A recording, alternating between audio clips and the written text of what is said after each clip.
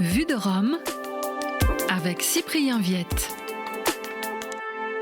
Pape de la mondialisation et du changement de millénaire, Jean-Paul II fut un pontife globe-trotter qui arpenta le monde au fil de ses 104 voyages internationaux. Mais l'énergie mise dans ses déplacements avait conduit certains observateurs à s'interroger sur son relatif désintéressement des affaires internes à la curie romaine et à souhaiter, avec une certaine ironie, que le pape polonais puisse organiser un voyage apostolique au Vatican. Quelques décennies plus tard, Léon XIV se prépare lui aussi à de nombreux déplacements internationaux. Après la Turquie et le Liban en fin d'année dernière, plusieurs destinations se trament pour les mois à venir sans que rien ne soit encore officialisé pour le moment.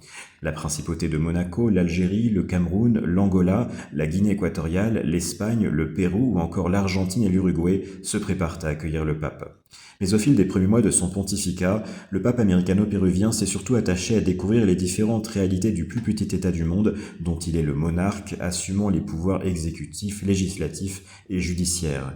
Dès les premiers jours de son pontificat, Léon XIV a retrouvé ses anciens collègues du dicastère pour les évêques, dont il était auparavant le préfet, prenant le temps de boucler la boucle avec eux en célébrant la messe dans leur petite chapelle.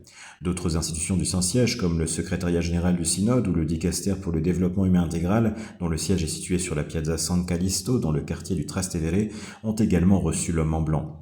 Des institutions plus techniques, comme le centre d'émission de Radio Vatican à Santa Maria di Galeria ou l'observatoire astronomique de Castel Gandolfo, ont également reçu la visite du pape, scientifique de formation, qui s'est montré très intéressé par toute la technologie déployée dans ces organismes. Par ailleurs, lors des 2 premiers dimanches de février, il a accordé des audiences au personnel chargé du protocole, de la décoration florale et de l'entretien des bâtiments du Vatican. Avant de découvrir de vastes horizons géographiques, le pape a donc pris le temps de voyager dans son propre état et d'en connaître toutes les composantes, une façon de bien montrer que tous les chemins partent de Rome. Vue de Rome.